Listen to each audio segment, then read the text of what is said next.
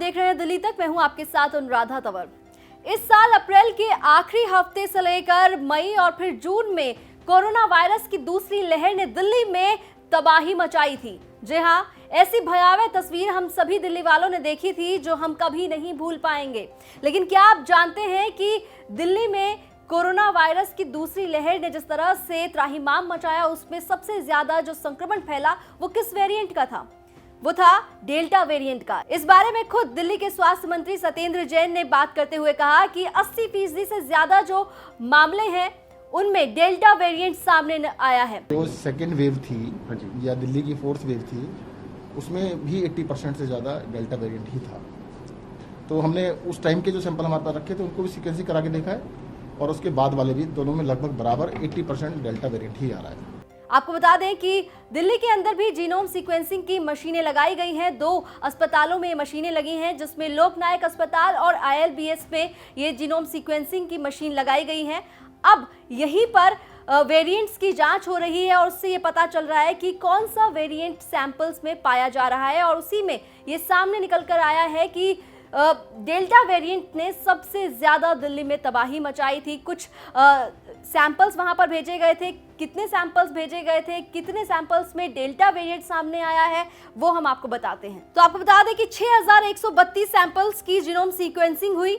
उसमें 1820 मामले delta variant के सामने आए, जबकि 991 मामले अल्फा वेरिएंट के थे, और बाकी जो मामले थे उनमें अन्य वेरिएंट सामने नजर आए। ये तो हमने आपको बताया कि जो सैंपल्स भेजे गए थे जांच के लिए, उसमें कितने जो मामले हैं वो डेल्टा वेरिएंट के सामने आए और कितने मामले अल्फा वेरिएंट के सामने आए, और जो बाकी वेरिएंट्स हैं उनके मामले कितने सामने आए। अब हम आपको ये बताते हैं कि अप्रैल के महीने में डेल्टा वेरिएंट कितना खतरनाक था, और उसके बाद मई में जब बहुत ज़्यादा दिल्ली में तबाही मची, जब बहुत ज़्यादा लोगों की जान चली गई दिल्ली में मई के महीने में, उस वक्त डेल्टा वेरिएंट के कितने केसेस आ रहे थे, कितने % तक केसेस डेल्टा वेरिएंट के सामने नजर आई, ये हम आपको ग्राफिक्स के जरिए बताते हैं।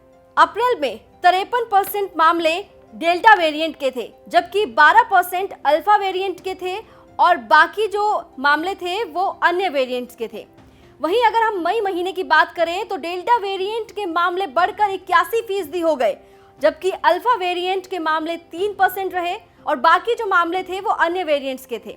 वहीं अगर हम जून महीने की बात करें तो जून में 88% मामले डेल्टा वेरिएंट के थे, और 2% मामले अल्फा वेरिएंट के थे, और बाकी जो मामले थे वो अन्य वेरिएंट के थे।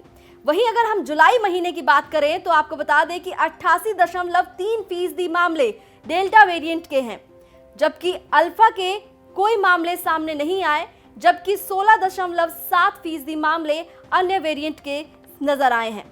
ये कहा जा रहा है कि दिल्ली में डेल्टा प्लस वेरिएंट के कोई मामले सामने नजर नहीं आ रहे हैं। अल्फा वेरिएंट के मामले भी अब ना के बराबर हैं। लेकिन आपको बता दें कि डेल्टा वेरिएंट पिछले साल भारत में आ चुका था। नवंबर दिसंबर में डेल्टा के मामले जो हैं वो सामने आ रहे थे, और उसके बाद जनवरी में 20% डेल्टा वेरिएंट के केसेस आए। उसके बाद बढ़कर मार्च तक 30% हो गए। लेकिन अप्रैल से लेकर जुलाई तक ये जो मामले हैं वो बढ़कर 50% से लेकर 90% की रेंज तक चले गए थे डेल्टा वेरिएंट के। दिल्ली में फिलहाल हालात अभी काबू में नजर आ रहे हैं। मामले जो हैं वो घटते हुए नजर आ रहे हैं। 100 के नीचे पिछले काफी दिनों से केसेस हैं, लेकिन जिस तरह से लगातार बार बार अलर्ट दिया जा रहा है कि थर्ड वेव बेहद खतरनाक हो सकती है, ऐसे में हम आपसे बार बार यही अपील करते हैं कि कोविड अप्रोप्रिएट बिहेवियर को अमल में लेकर आइए, मास्क लगाकर रखिए, सोशल डिस्टेंसिंग का खास ख्याल रखिए, और इसके साथ साथ जितना हो सके सावधानी बरतें। दिल्ली NCR से जुड़ी तमाम खबरों के लिए आप देखते रहिए दिल्ली तक।